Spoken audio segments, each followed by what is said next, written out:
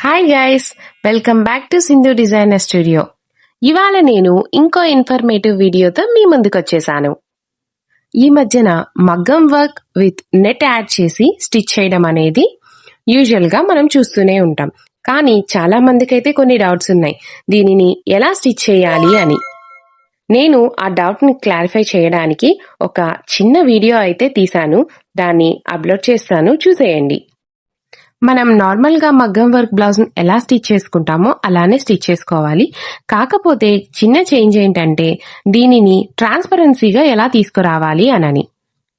మనం ట్రాన్స్పరెన్సీ లుక్ని ఇవ్వాలి అంటే ముందుగా మనం ఎంబ్రాయిడరీ చేసిన దాన్ని నెట్ ఎక్కడైతే ఉందో అక్కడ మనం వీల్ మార్క్ చేసుకుంటే బ్యాక్ లైనింగ్లో అయితే వీల్ మార్క్ పెట్టిన లైన్స్ అయితే మనకి కనిపిస్తాయి.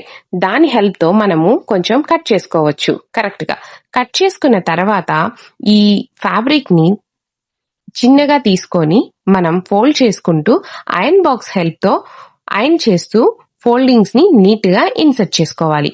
ఆ ఇన్సర్ట్ చేసుకున్న దాన్ని అలానే స్టిచ్ చేస్తే అది బయటకు వచ్చేస్తుంది. కాబట్టి మనం దానిని హెమ్మింగ్ అన్నా చేయాలి. సెకండ్ వే ఏంటంటే దాన్ని డబుల్ గమ్ ప్లాస్టర్ ఉంటుంది, ఆ టేప్ తీసుకొని మనం దాన్ని స్టిక్ చేసుకుంటూ వెళ్ళొచ్చు విత్ ఐరన్ బాక్స్ హెల్ప్తో.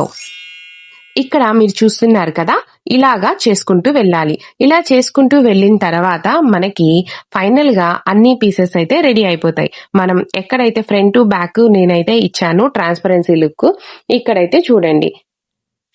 ఇక్కడ చూస్తున్నారు కదా, నేను ఈ పీసెస్ ని ఎంత నీట్ గా ఫినిషింగ్ గా అయితే చేసుకున్నానో. మనం ఇలాంటి ప్యాటర్న్స్ చేసేటప్పుడు కొంచెం పేషెన్స్ అయితే అవసరం, చాలా ఎఫర్ట్స్ అయితే పెట్టాలి. ఇక ఎందుకు లేట్, మరి మీరు కూడా ఈ ప్యాటర్న్ చూసేశారు కదా, ఇలా స్టిచ్ చేసుకోవాలనుకునే వాళ్ళు స్టిచ్ చేసుకోండి. కస్టమైజేషన్ కావాలి అనుకుంటే సింధు డిజైనర్ స్టూడియోని విజిట్ చేసేయండి.